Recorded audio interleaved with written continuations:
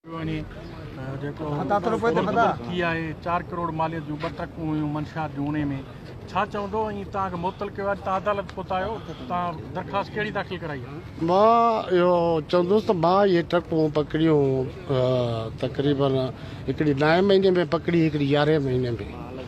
इहे 2 ट्रकूं मां पकड़ियूं हुयूं जेके जंहिंमें तक़रीबन 4 करोड़ जी मालियत हुई उन्हनि गुटके जी। उहो इल्ज़ाम वरी फेराए माथे था हाणे पकड़ियूं मां 1361 बोरा हुया। मां SHO आहियां। SHO जेकॾहिं का शइ पकड़ींदो ऐं हुनखे लालच हुजे त मां उहो कढी करे बाक़ी मशीनामो ठाहियां न।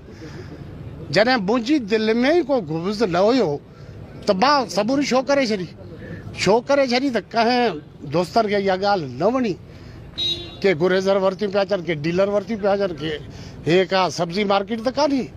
मां हिननि खां जवाबु ॾेई छॾियो मान, उन ते मुंहिंजी हिननि बदिली कराए पोयों वञी माल खे लुटे छॾियो। अच्छा, कंहिं लुटियो माल, कंहिं खपायो आहे, छा था सम्झो तव्हांखे? मां वटि जेको माण्हू वठी आया हुआ उहो यूसुफ अबड़ो, हिकिड़ो ॿियो DSP रैंक जो पुलिस ऑफिसर हुयो, उहे वठी आया हुआ। मूंखे 70 लाख रुपया हिननि ऑफर कई माल खपाइण जी। मां हिननि खे जवाबु ॾेई छॾियो। उहा मुंहिंजे स्टाफ खे बि ख़बर आहे त मंज़ूर साहब छा कयो हो। सो खपाई कंहिं बि आहे, मां उनजो नालो नथो खणां, पर खपराई त यूसुफ अबड़े आहे न। उन जे ख़िलाफ़ु एक्शन छो नथो खजे जो असां ग़रीबनि यतीमनि जे ख़िलाफ़ु एक्शन थो खजे। तव्हांजी केतिरी सर्विस आहे ऐं तव्हांजो ट्रैक रिकॉर्ड कीअं रहियो आहे? सही 26 साल मुंहिंजी सर्विस आहे। मां जंहिं बि थाणे ते रहियो आहियां। तव्हां साहब बि बिरादरी आहियो, तव्हां जांच कयो त मंज़ूर मस्तोई कहिड़ी नौकिरी कंदो आहे।